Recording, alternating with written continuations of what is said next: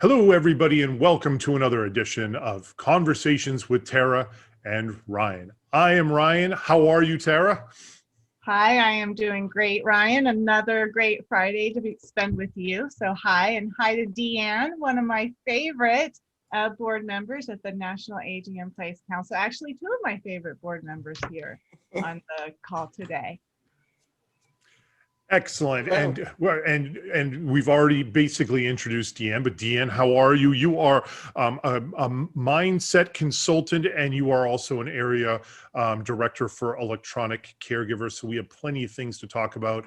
Thank you for joining us, and welcome to the probably greatest podcast of all time. Thank you so much. I'm so grateful that you have me on here, and I'm so excited just to talk about what I do and talk about all things NAIPC also. I am, as you mentioned, a consultant. So I work with professionals and individuals as well on just keeping your mind straight. And now more than ever, of course, that's so important. After the last year we've all had, I think we're pulling our hair out a little bit here and there. And so it's just a wonderful thing to be able to help keep people happy and on track and pursuing moving forward, et cetera. And I especially love to work with the senior industry on that because it's been hit so hard, let's face it. And then also Electronic Caregiver. Oh, that came about because I was going into all the senior communities here in my lovely Las Vegas Valley. And I was noticing there was a lot of challenges with their medical alert systems, their personal safety systems, things like buttons not working, contracts they couldn't get out of, which in my opinion is a little bit of a form of elder abuse actually, because they already have some financial constraints. And so I was just seeing a lot of challenges with that industry.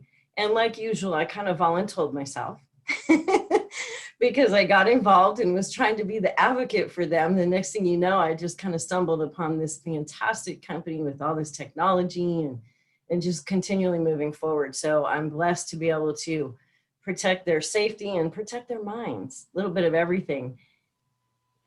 Yeah, that's great. One of the things, I don't know if we mentioned that you're in the Las Vegas area in Southern Nevada, and you're starting our chapter out there this summer. And one of the things that really shocked me about Las Vegas is that you are 46% senior residents. So you all have some unique challenges on top of just the aging challenges that we have, the Las Vegas challenges and a lot of other things in that area. So we're excited to be able to help your seniors there starting this summer. So maybe you can talk to us a little bit. You're so heavily involved in the government there and volunteering. And I've heard you talk before about how you got involved with the government. And maybe you can just talk about that, because it really just starts with raising your hand and volunteering, right? Absolutely. So my position is I am the chairperson for the City of Las Vegas Senior Citizens Advisory Board. Say that 5 times. And that came about because I went to coffee with the councilman, really love my councilman in my ward. And I noticed that the mayor was going to be there. And I had already seen that they had a senior advisory board, but it hadn't been meeting for almost a year. And before that, I really didn't see any kind of productivity, where they were actually getting information and giving the meat, so to speak, and advising the council. And of course, working so closely with seniors for so long in my area, that disturbed me a little bit. So I went there with the intention to say, hey, what's going on? And once again, voluntold. So I had a conversation with the mayor and just, was asking her all about it. And she had her liaison come over, get my information, and we started the talks. It was an election time, so it kind of got tabled a little bit. And when I was coming back on a plane from an event that I was at out of town, I received a call from my councilman over my area. It was his liaison, and she said, we'd like to meet with you about coming onto the board. So I did it straight off the plane. I was exhausted, but I just told them my 2 cents because I figured, if they wanted to do this, then I need to be honest, what I see in my day-to-day work. So really, when you're working with government, if you're in the senior industry and you're really wanting to see change, it really requires you just to be a voice. You want to be the voice for the seniors. You don't want to just be a ranting voice. You want to go in and say, hey, You know, I have a lot of knowledge in this area and I'd like to help. And you first start off by just volunteering. I'm still a volunteer. I've hit my 4th year, terming out, and I will be up for reappointment June. And, you know, I'm going to continue. You know, it really turned into a full-time job for me last year, but honestly, I think it's the best way you could spend your time. I mean, if you're really in an industry and you're passionate about your business or your career or whatever, wherever you're employed, you know, why not put your hand to the plow in that area? And I think that's where people miss the mark on working with the city. They want to go in and tell the city how they should do things more than just giving a voice to who it is that you're concerned with. You give that voice, you help them. And in the process, it has been a true blessing because we now have a senior services department. So I feel pretty happy that my voice was heard and that I've been able to do whatever I can. So that's what I suggest for anyone who wants to connect with any form of government, really.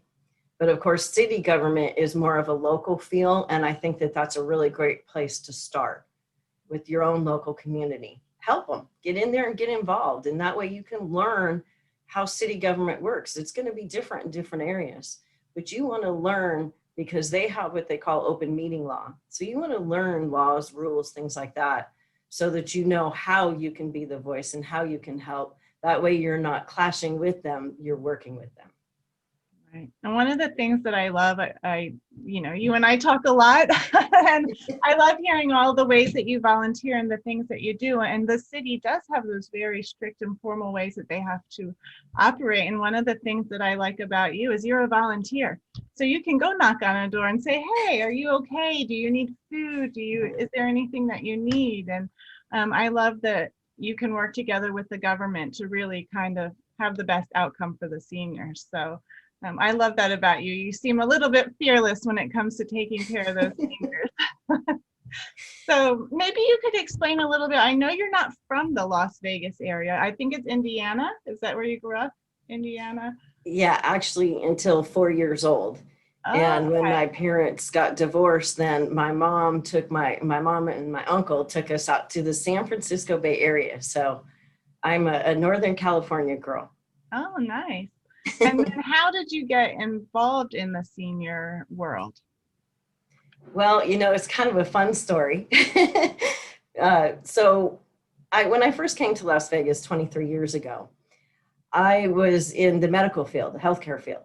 So I was basically consulting with specialty doctors, anything from, you know, chiropractic, et cetera, the specialty areas.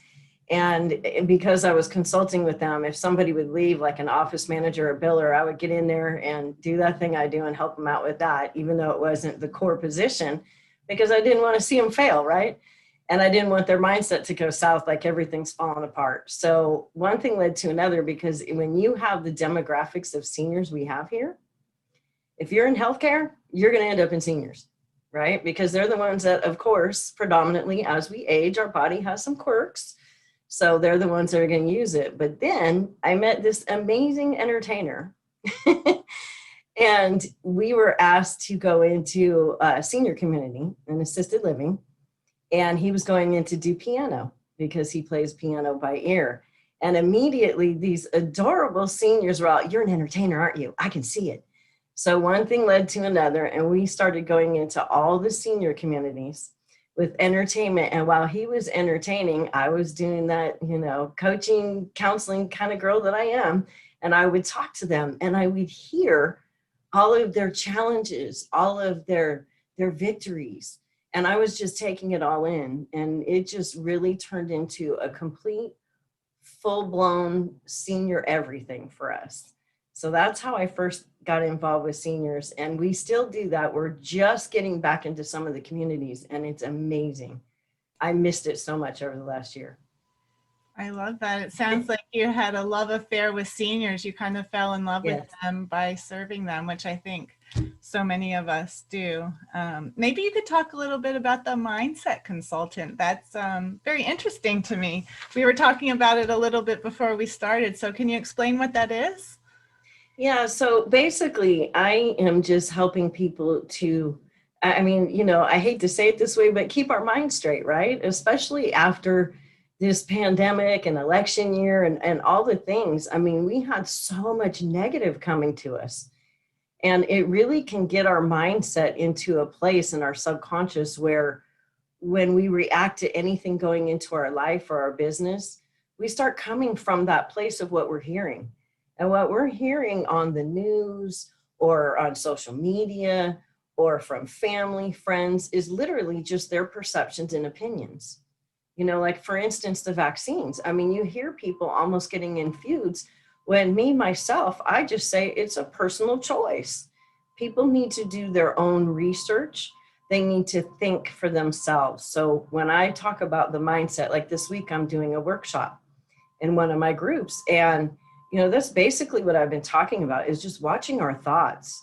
You know, and it's really important when it comes to seniors in the senior industry. Notice I always go back to seniors because, you know, seniors, you start to get these body quirks and then they're going to affect your mind, right? You're going to start telling yourself these self-talk like, you know, oh, I'm just getting old, you know, and society doesn't care about me anymore. Look what happened. We weren't a priority. All these things go in and then they sit there as a new behavior. And we can't have that. We've got to make sure that the new behaviors and thoughts and attitudes that we put in are going to be for our best interest. And of course, the people around us are really going to love that because then we're not going to be, you know, I call it the, you know, the negative nanny that's, you know, talking all that stuff and wants to go over, you know, the state of the world. We need to be more concerned with our world and how we're affecting others. And that's really what it's about. I want to see everybody happy. Watching some of the seniors, I mean, it's amazing to me. I'll see a 90-year-old senior that can dance circles around me. And I ask them every single time the same question. How did you do life to get to this point where you are still able to be this active and this alert? And every time they say they drank a lot of water, they took regular walks, and they made sure to do everything they could to stay happy. So if that doesn't tell you the crux, and I mean, every time without fail, that's what it says. They say that every time. So if that doesn't back the types of things that I want to do for people, I don't know what does. So I just use their wisdom to help guide me, whether it's in mindset or anything else. But our mind really is our biggest tool, and people don't realize that, you know. So I really try to help people, whether it's professional or personal. So a question I have for you is, what are your thoughts on affirmations then, in terms of a mindset and being positive and things like that? 100% affirmations are absolutely necessary. You know what affirmations actually are? They're auto-suggestion. So they are auto-suggesting to yourself what it is that you want to be, do, or see. And by doing that, you're going to change the patterns in your subconscious. I could get a little sciencey here, so I got to be careful. But what happens is our conscious mind is the thinking mind. So you kind of think of your mind as two parts, right? The conscious mind is all the senses and everything coming into you. And then it drops down to your subconscious, which is where you have all your past beliefs, your past habits, which a lot of them don't really serve us, right? So that's what affirmations are doing. They're consciously putting into your subconscious this new belief, this new attitude. And that's why when you look in the mirror, you should literally say those affirmations to yourself. You got to believe it, right? And sometimes that's the only way to believe it is to hear it again, and hear it again. There's a YouTube guy that he's a little bit controversial, so I won't name him. He's not like bad or anything, but you know how everything in this world is so controversial. But anyways, he says that for when he started his company, he would walk out of his house going to the subway, and he would scream his affirmations. He got, you know, crowded city street, and he said, I don't give a damn. We think about every day, we think negative thoughts to ourselves of how we can't. Are we going to be able to do it? What happens if? All these negative thoughts? I am taking 30 seconds to a minute out of my day to start my day to holler my affirmations to the world, and then people hear me and I better go do it. So it seemed to work from him. And I was like, yeah, that, you know, there are a lot of people that believe in those affirmations and have credited to helping them succeed. I mean, obviously you got to do the work still. You can't just wish it to happen, but you got to lay that groundwork as well. Absolutely. Ironically, you just basically said the title of my workshop I'm doing this week: Quit Playing, Do It. All right. I didn't know. I thought it was going to be scream at random people in a busy city, but thankfully that's not the name of the talk. But yeah, that's so you do so right now with COVID, with obviously there not being a whole lot of in-person stuff, there's a lot of, I imagine you're doing it all online, and are these webinars that you're doing, are they paid? Are they free to join? How do people find out about it? It's actually both. It's both. So with the work that I do, obviously I'm a paid consultant, and I have specific tools that I utilize where people will learn to do it on their own, and it's repeatable so that they don't need me forever. Unlike when I was doing counseling, where it felt like I was going to be a part of their family for the rest of their life. But with this, what I like to do, especially coming out of this, is I do workshops, and I usually do them in my Facebook group because most people seem to be on Facebook. But I'm very open to doing them on Zooms with different sectors. So for instance, I have a lot of friends in real estate here. So I work with them, and I'll just put on, just a couple of days, just maybe 30 minutes to an hour a day, just kind of helping them understand the tools that they need in the ever-changing landscape of real estate, especially when you're dealing with COVID, and now we're going to start opening up here. So basically they can go to my Facebook page, which is Deanne O'Rear-Cameron, and that will always have information on my group. And my group is, go ahead. I was just gonna say, my group is called Mindset Matters in Everything, because it really does. All right, I'm going to steal Tara's thunder for one moment. If there's one book on mindset that you would recommend people to read, what would that one book be? And it can't be your book. It has to be somebody else's book, but you can name your book as a close second if you want. Well, this is always really a hard one for me, so I'm going to have to say two of them. All right. But my all-time favorite, which is my go-to, I've been doing this for 30 years, by the way. And I can tell you right now that Think and Grow Rich by Napoleon Hill is still one of the best tools out there. It really is. And my backup one, well, because it has a process to it, and if you use this process, now obviously people have expanded on that and turned it into various programs. But there's another little book. I call it little because you can read it in just one day, just a couple hours if you read like I do. It's called U Squared. And I think it's an amazing book because it's short, sweet, and to the point, and just really reminds you about you and the power and the will that you have within yourself. So I have a confession to admit to everybody. Behind me is a large bookcase, and I have an issue of buying far too many books than I can even comprehend about reading. And I realized I was going through my books a couple of months ago and through my Kindle. I have two hard copies of Think and Grow Rich, and I have 3 different Kindle versions of Think and Grow Rich, because I get the emails of like, hey, this book's 99 cents. You get those kind of newsletter emails, and I'm like, oh, I probably need Think and Grow Rich. And I forget that I bought it 4 times previously. And the confession is, I've yet to read the damn book. So now I've got to read the book. So I got an issue here. That's my addiction, I guess, is just buying books that are on sale and then never reading them. But it's a book that I will have to read. The next time I talk to you, I will have to be like, maybe I'll read it on the flight out to Vegas. That's what I'll do. That's what I'll do. Anyways, I'm sorry I went on that tangent, but sometimes it goes off the rails, these podcasts. Tara, I'm sending this over to you now. I was just going to say, we have Deanne scheduled to do a mindset presentation next month on May 19th for our professional development series. So if you happen to catch this episode before then, be sure to register at NAIPC. And if you're hearing this afterwards, I'm sure we'll have it up on our NAIPC-TV channel. But Deanne, can you tell us a little bit? The title is Understanding the Mindset of Seniors. So can you tell us what you'll be talking about a little bit in that? Absolutely. One of the things that I've noticed, especially during the pandemic, it kind of put the spotlight on a lot of it, is the seniors would call And, you know, they'll call for housing, they'll call for whatever have you, but they'll also give you the laundry list of everything they need, you know, toothpaste, you know, just not just your typical things. And through this, you know, and talking with seniors, as I do all the time, but during the pandemic, I noticed that they have a certain mindset of, you know, during something like this, they should be served. And I'm quite sure all of us in the industry feel they should. But unfortunately, that's not just the way that things are set up, right? And that's the change that I'm trying to make. But I'm also listening to their mindset to help everyone else understand.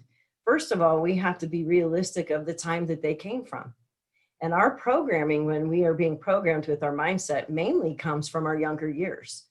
And that's why when you know, are talking with somebody with, you know, a cognitive disorder, one of the things we've done is we've gone in and done music and memory, and music will bring up, you know, a lot of memories, but it's always the younger years.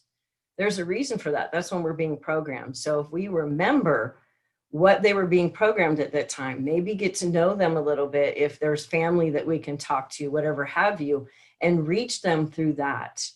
Reach them through the mind of a senior. In other words, you know, put yourself in their position. So I'm 75 years old.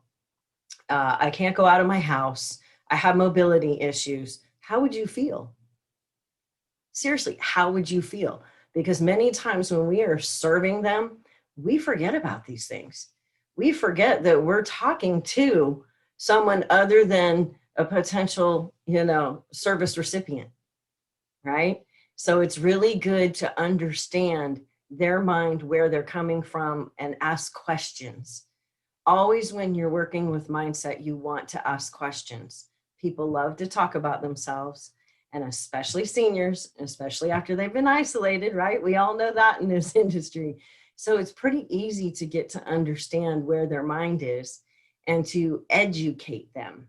So that's the key, I think, with mindset with seniors, is find out where they're at, find out their background, and go way back, because that's where their programming is. And then educate them on what is and isn't available to seniors, but making sure that we let them know in the industry that we are here to make that change, that of the expectations in their mindset. And then a lot more, but that's kind of in a in an overview.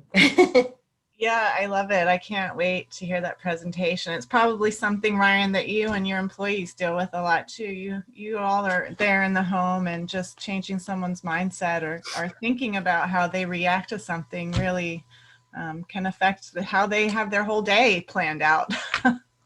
Yeah, some of my employees, it's just nothing short but of impressive of just how they're able to communicate with our clients. You know, we had one situation where you know, we've been caring for somebody, and we were doing 7 days a week for 5 or 6 hours a day, not a whole lot of care, but they wanted to discontinue, and totally. And my office staff employee was like, hey, listen, that's fine that we can discontinue, but how about we start with 4 days instead of going from 7 days a week to 0? And I'm not doing it justice, but the way that she listened, asked a few questions, and then came up with a compromise that made sense. It just, you know, like Deanne was saying, talking with people and listening, and having that kind of interaction with somebody is impressive when you're able to see it done. Yeah, it's nice. We had author Judy Cornish on earlier in the week, just talking about people with dementia and how just changing your mindset of how you deal with those people. You know it's cold and you know they need to wear a coat, but they refuse to wear a coat. So just say, oh, I'm going to carry it for you because I get cold. And then realizing later, oh, they did need the coat. And it's just little things like that, hearing stories like that, that just are going to change how I deal with everyone, seniors, my daughter, everything in the future. Just, it's really interesting. So I'm looking forward to that presentation. Is there anything else you want to share with us before we wrap up? I always like to ask people, is there one question that no one ever asks that you want to be asked? So Deanne, anything to share? Oh my goodness. Put you on the spot a little bit. I know. I'm like, oh my goodness, what would that be? Well, I already let the cat out of the bag that I entertain with my husband. But a lot of people see me in the professional light, and they do not know that my background, at the same time I got into human development, I did that by day, and by night I was an Earth and Murray instructor. So that's my release. So I've been basically dancing all my life, and it's ballroom, tap dance, and my husband and I do a lot of choreography. We do line dance with our seniors, and we make up our own dances so that we know the level of where they're at. So we're not just throwing some new fat on them that's going to have them, twist an ankle, mess up a knee that's been, through surgery. And I'm also, a lot of people don't know, but I'm also a Zumba instructor. Wow. So I do so many things, but they all go back to seniors. It's just, if I see a need, I try to fill it. And I think that's the question that I really don't get, is a lot of people don't say why. Why do you devote so much of your free time or spare time? It's not always free. I make it that way.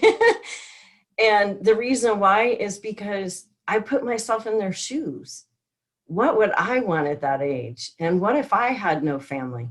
What if I had no one around? That would absolutely be, terrible. So I put myself in their shoes. I look at resources all around, and then I try to find gaps. And that's what I know we've discussed, Tara, is for the chapter here locally in Southern Nevada, it's about working on those gaps, not repeating what everybody else already does. How can you be different? How can you be unique?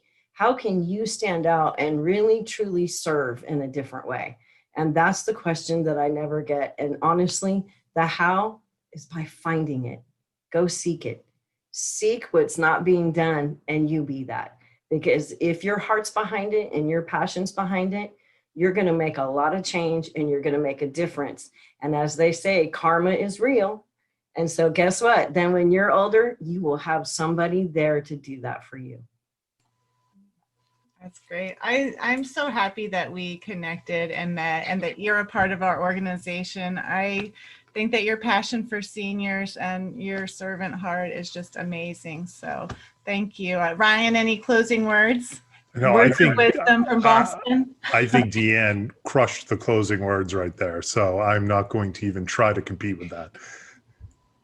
And if someone wants to get a hold of you, Deanne, other than your Facebook group, is that the best way? I know that you're on LinkedIn as well. People can connect with you there. Yes. So every social media I have is just under my name, Deanne O'Rear-Cameron. And also my email is, no surprise, ageandplaygal@gmail.com. Cute. Yeah, and I'm just using social media as kind of my website for now, because it seems like that's where we all are. Great. Well, thank you. Excellent. Well, thank you so much for being a guest on today's podcast. And thank you to our listeners and viewers for listening and viewing the podcast as well. And we will catch you on the next one. Have a great day.